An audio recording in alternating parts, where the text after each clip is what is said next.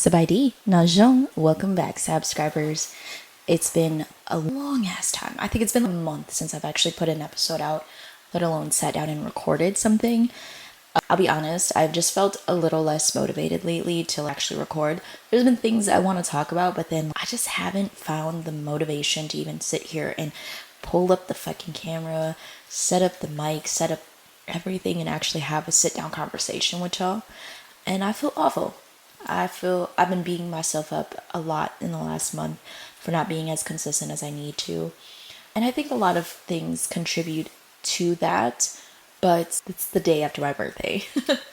And I'm sitting in this beautiful Airbnb with my little dogs because I decided that I just wanted to get away for a couple of days and just take a breather and really resolve some things for myself personally to see what's going through my mind and honestly just decompress, because I don't get a lot of time where I'm just quite literally sitting down and doing nothing, or just doing things that I simply enjoy that help me relax and take my mind off of the reality of my world, right? And today I'm officially 30 years old and a day, and I don't know if I feel any differently than I did yesterday or the day before or whatever, but here we are, we're diving into it, right? So I don't want to be the person that's gonna sit here and be like, oh my god, everything I did in my 20s, I'm gonna close the chapter on it. I'm gonna be a whole new person in my 30s. I don't know. Oh my god, I just said my 30s, and that feels so fucking surreal to say. I'm grown. I still don't entirely feel like, I don't know. I do know a lot of things, though. I do know myself so much more now. And just like I stated in my recent Instagram post about celebrating my birthday, I was spending so much of my 20s really finding myself. And I know that's so cliche, and like people say it all the time. And I'm always learning new things about myself. But as someone who is officially 30, I can say that I feel more confident in knowing who I am and knowing what I like, what I don't like, and what I won't be able to put up with any longer. And I've closed the door on a lot of relationships in my life in the last 10 years, of course, but especially in the last 2 or 3 years, I'd say that I've closed the door on so many relationships that I thought meant the world to me. I never saw my life without these individuals.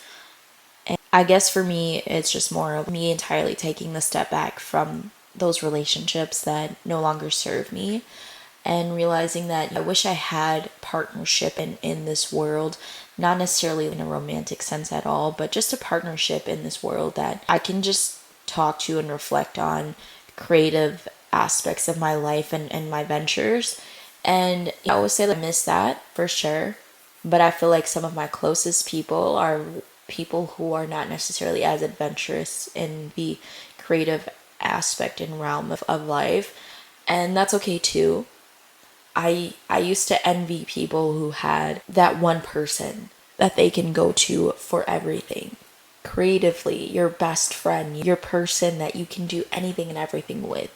But realizing and knowing myself in my 30s now, I know that there's so much that I can only take of people. And that's not to say it in a negative way, but I also realize that I may be very extroverted and I may be very social, but I can only do that to an extent. And I have stepped more into embracing that aspect of me in a productive way. And I save my socialization and my extroverted personality for times that are actually beneficial to the growth of me in a creative way. And it's not to say that I simply only want to socialize with people who help me get further in my dreams and my aspirations, but that's kind of the healthiest balance I can find right now. And again, in my 30s, I'm going to continue to change. I'm going to continue to grow. I'm going to continue to progress and become more of the woman that I have always been meant to be. And it's just going to take time, you know what I mean? But also knowing, even in a romantic sense, knowing myself and knowing that, like, hey, I made these mistakes in my 20s and I made these mistakes in these relationships. And that's okay. I learned from it. I learned that I no longer will put up with certain shit. I know that I will no longer want to stay in a situation that does not serve me in any way. And I've realized, I think a lot of people have a hard time with this, especially as I've stepped more into a creative space with creative individuals and essentially these networking spaces. I've realized more and more that although you may find someone attractive, it does not equate to compatibility with that person. And compatibility is the biggest thing that I have learned to embrace so much more of in the last couple of years, especially. And there's certain, maybe this may be taken the wrong way when I say this, but there's certain people that you just simply date, and there's people that you actually commit to. And unfortunately, there's a lot of people that you're going to run into that you just simply can date and have some compatibilities with, but you cannot commit to. And it's perfectly okay. And I used to feel so guilty about shit like that. I used to feel so guilty about, like, oh, because I dated this person, I wasn't going to stay in this relationship with them. And this is like, that makes me a hoe. It does not make you a hoe. All right. That goes for my ladies, especially. But it doesn't make you a hoe. It just simply means that you realize certain things about yourself and realize certain things about that relationship that was not going to serve you in the long run.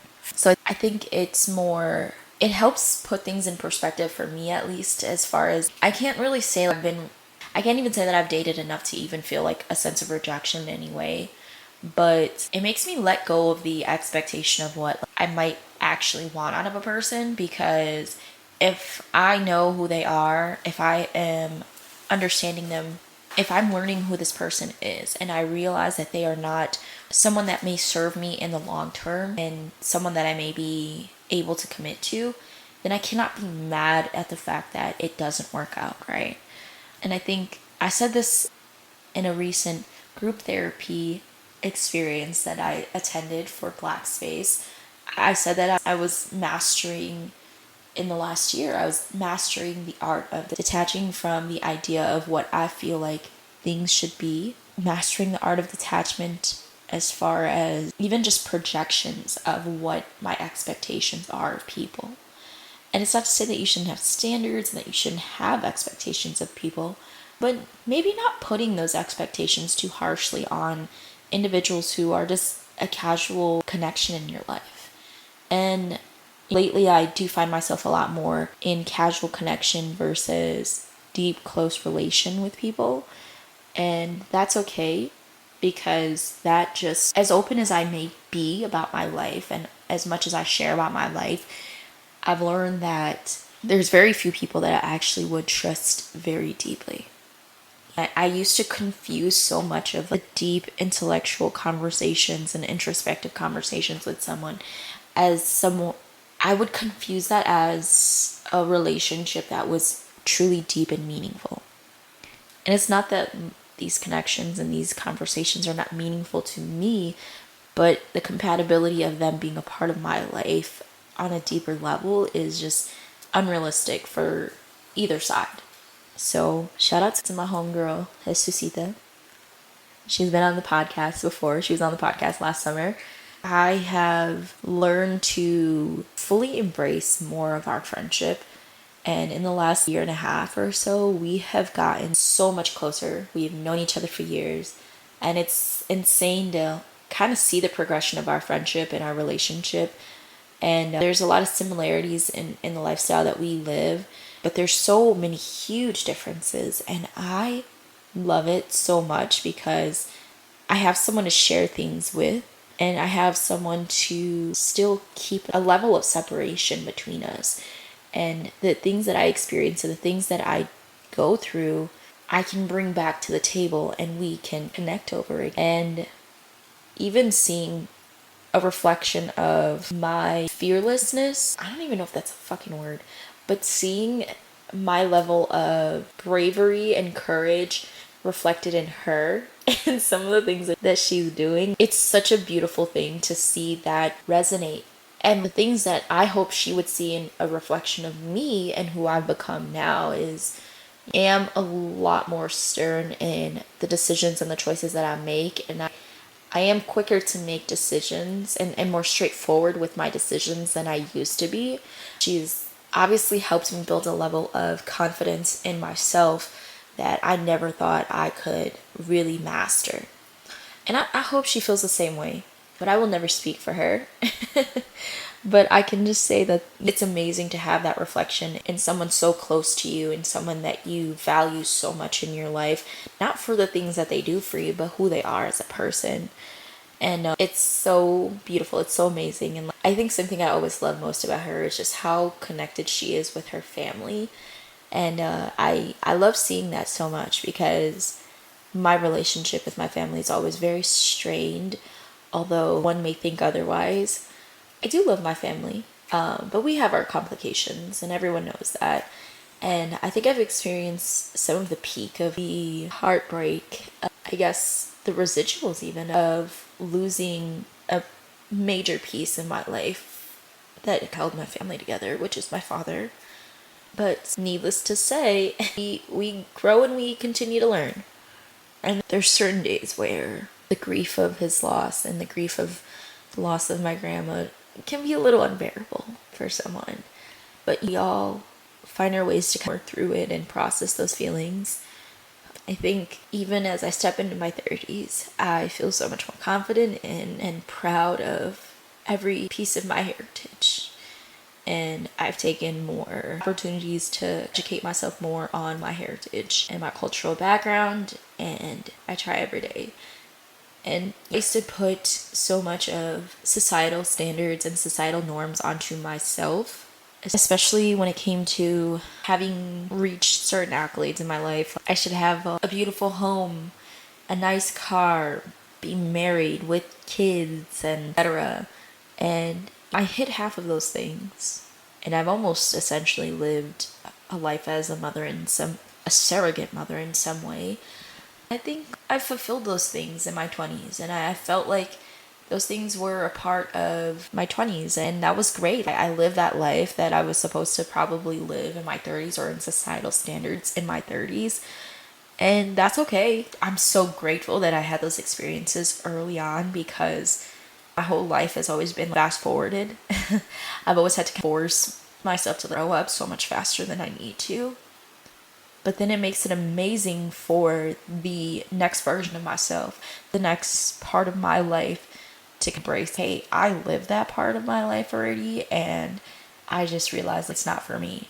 Because I didn't make necessarily too many permanent decisions or choices that would change my life so drastically to where I could never go back and be like, hey, that wasn't for me, so I'm choosing to not do that again. And I think as I sit here and I talk and I reflect, I think that's what makes it even more beautiful, right?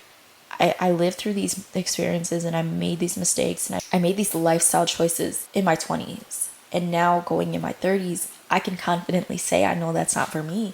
I know that those are not things that I will be seeking out. And I can't wait to even see what the next 10 years are going to bring me. And I can't even wait to see when I hit 40, how I'm going to reflect on my 30s and be like, damn, I'm so glad I didn't do all that, because I lived that in my 20s. And now in my 30s, I was able to really live it out for myself. And I was really able to just fully embrace what actually makes me feel fulfilled and happy. And I'm so grateful for all of the traveling that I was able to do in my 20s. Wow. In 2024 alone, the fuck? I got to see the whole fucking world. And I was so excited for that. I was so proud of that.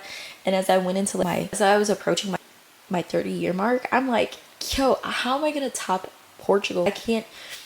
I literally lost my job this year. I literally am in probably the craziest financial state of my life. Actually, I take that back. I probably am making more money than I was in corporate now. But aside from that, I'm like, yo, how am I going to top the Portugal trip for my birthday at 29? And I'm like, dude, who gives a fuck? I would love to be across the world and traveling and experiencing more new things. But after the year I've had, what I needed more than anything was just peace and solitude and just some isolation and time to myself. And it just felt good to do nothing for once, because I've been working so hard for the last year alone, but especially in the last 5 or 6 months, I've been grinding so hard. I forgot to take a fucking breath. And these last couple of days, these last couple of nights, just spending it doing whatever the fuck I wanted has never felt better. I don't remember the last time I actually sat here. I don't remember the last time I actually turned the TV on to watch a show that I love. You know what I did? I sat here and watched my fucking comfort show, Insecure. And I love Insecure so much, and I feel like a lot of people can relate. But I love it so much because, especially as watching her growth into being 29, 30, so on and so forth, like just seeing the progression in her life is truly inspirational. Because I used to feel like at 28, 29, it was too late for me to start over. It was too late for me to start a new career, especially at 29 when I got laid off about 6 months ago. I'm like, yo, what the fuck? What am I doing? My whole life is falling apart, or I thought. And it just kind of put me in a place to really find myself outside of my identification with my career and my corporate life. And it's been so much more amazing than I ever thought. There have been times where I question, hey, what the fuck am I gonna do? How am I gonna financially bounce back from this? But then I realized, yo, like, fuck the financial part of it. I've never been happier. I'm actually doing shit that I actually love.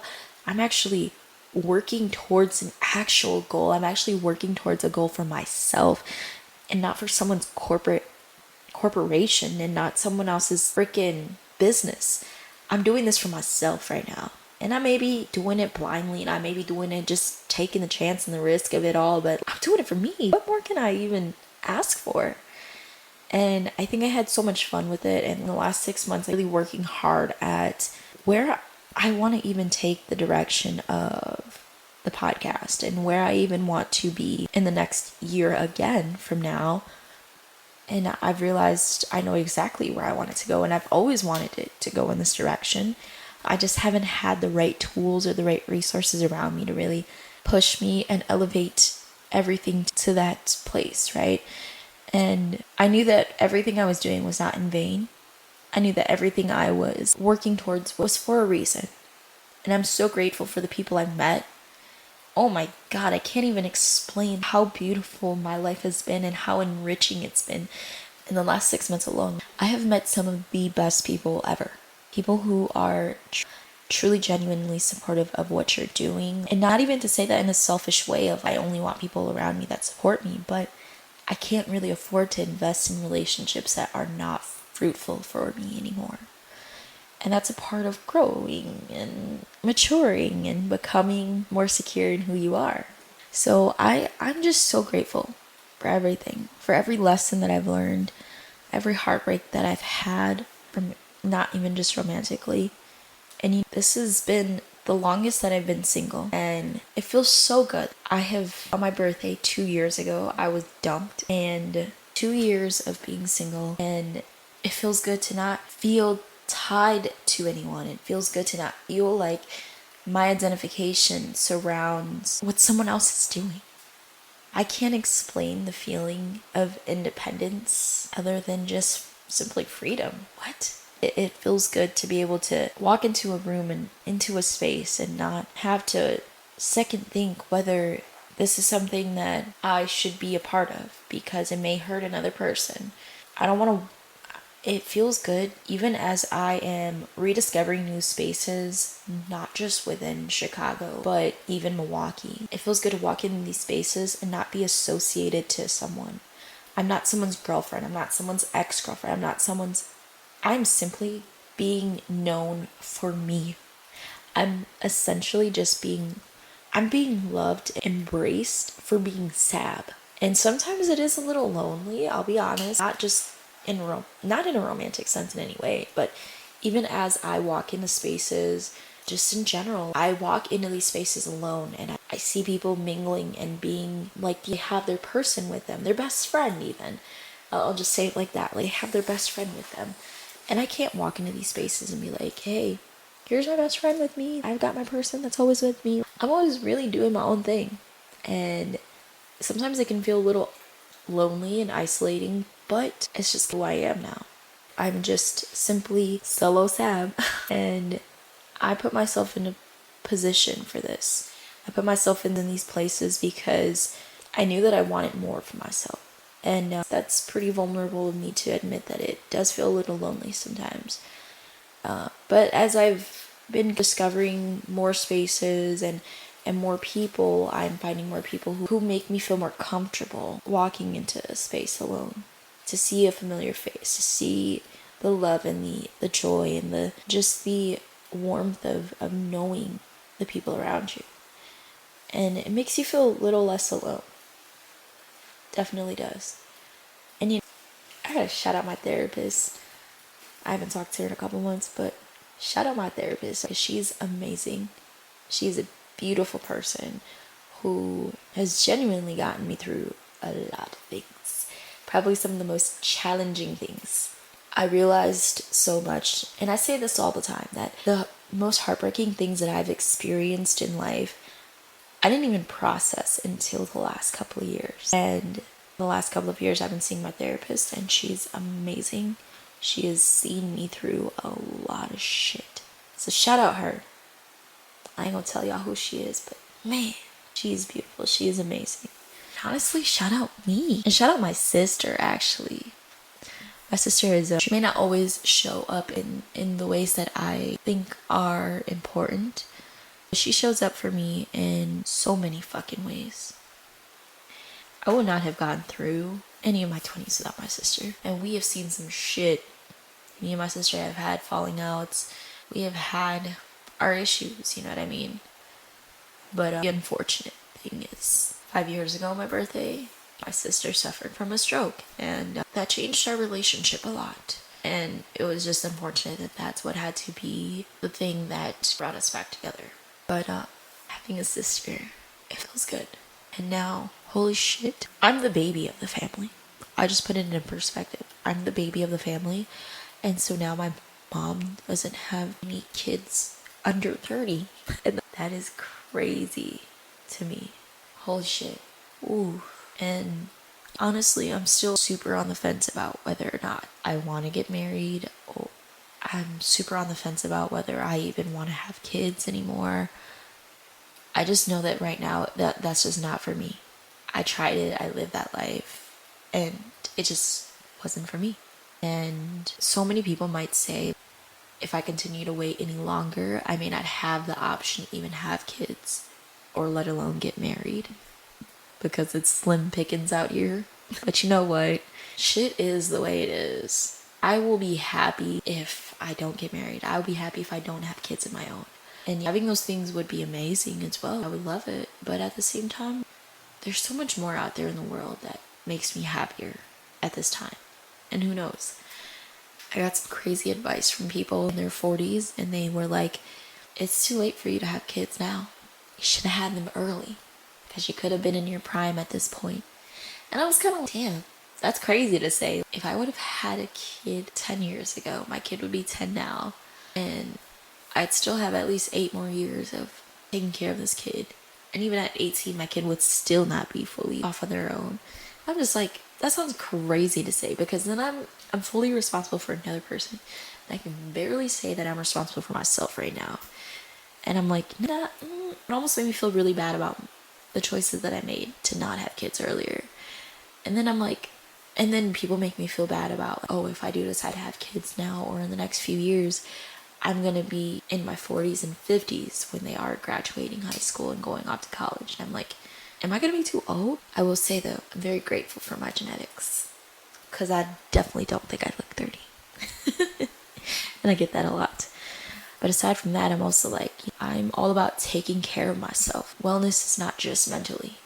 I've been consistently going to the gym. I've been consistently trying to make myself happy. Going to the gym has become not a way to attain a body goal, but it's become a therapeutic expression of my happiness and a way to really keep the peace for me. And I love sharing that with people. And it's a great conversation starter, to be honest. It's not about attaining a body goal. It's about a lifestyle that you have to entirely commit to and change. Because I have to stick to a certain diet. I have to stick to going every day and showing up for myself every day. And those are the small things that people forget contribute to your self-love and your self-care and your self-wellness. And I hope that is something that everyone can, it's one of the, I feel like one of the most common things that most people can find and start and begin to really dive into that self-love journey. I just wanted to quickly say this before I say goodbye to this Airbnb and go home and deal with my flooded basement. And even with all the shit that's going wrong in my life, I know that there's been so much growth in me personally because I'm not handling it the way that I would typically handle it. I would normally crash the fuck out and I would just not be able to do any of this. I would not be able to, I'd be so unhappy right now, but I'm not going to let any of it interfere with my happiness and my joy, because my happiness and my joy are not defined by external factors and the things that I cannot control. So I just wanted to quickly hop on here and just say hi, because it's been a long time since I've done that. And I promise I'm going to do my best to continue to be consistent as much as I can again. And you guys will see me in a new space. I have new ideas, new things that I want to bring to you guys. And I hope that you guys enjoy it. I hope that you guys will stay along and ride this new wave with me and just enjoy this journey that I have coming up. It's not because I'm turning 30 or anything. It's literally because I finally found the resources that I need to actually take my podcast in the direction that I've always wanted to take it. So, thank you guys so much for following along and being here in my 30s with me. And I want to make sure you guys also know, you don't just call me a podcaster. I am now Sab, a journalist and host of Suffering of Silence. So thank you so much, you guys, for just being here. That's all. Just being here. That's all I can ever ask of anyone. And I hope you guys enjoy this next part of my experience and my journey. And make sure you follow along on TikTok and Instagram, as always, at Suffering of Silence Pod. And you can also find this podcast wherever you get podcasts. So thanks again for being subscribers. Talk to y'all later.